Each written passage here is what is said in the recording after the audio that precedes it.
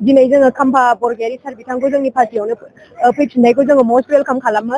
बिथाङा सिगां समनिफ्रायनो जोंनि पार्टियावनो गोबाव समनिफ्रायनो दंबाय थाखायोमोन, खिन्थु बिथाङा ससे समावहाय गाव UPPL पार्टिखौहाय माने मोजां मोननानै थांदोंमोन, खिन्थु दिनै बिथाङा माने हयथ' बुजिदों खोमा हाग्रामा महिलारी सार दैदेननाय BPF पार्टियानो मोजां होननानै, बेखौ माने साबसिन होननानै बेखौ माने गाव बिथाङा बुजिफिननानै फैफिनदों। दा जों बाहाय एज ए इउथ हिसाबै जोङो खोब मस्ट वेलकाम खालामो सारखौ।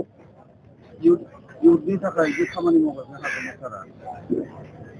आरो दा जोंनि BPF पार्टियाव सरकाराव फैनाय लोगो लोगो जोंहा जेरैबायदि जोङो थांनाय इलेक्सननि केम्पेइन टाइमाव जों जेरैबायदि खोथा होदोंमोन, दा बियो गासिबो माने लासै लासै जालांनो हमगासिनो दङ।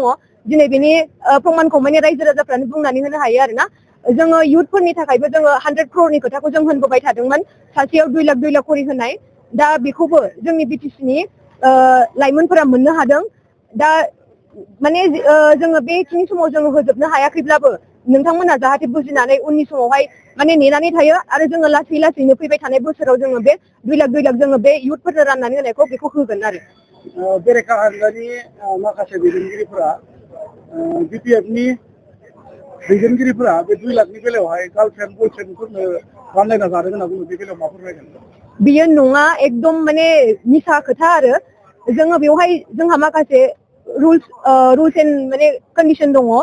जोङो बाहाय स्किल माखासे डेभेलपमेन्टनि सार्टिफिकेट बिदिखौ नायनानै लानानैसो जोङो बेखौ होनाय जादों। जोङो बेवहाय गावनि मानसि बा सोरनिबा माने जोङो बेखौ नायख्ल' बासिख्ल' होआखै। जायहा मोननांगौ बेसोरसो मोनदों आरोना।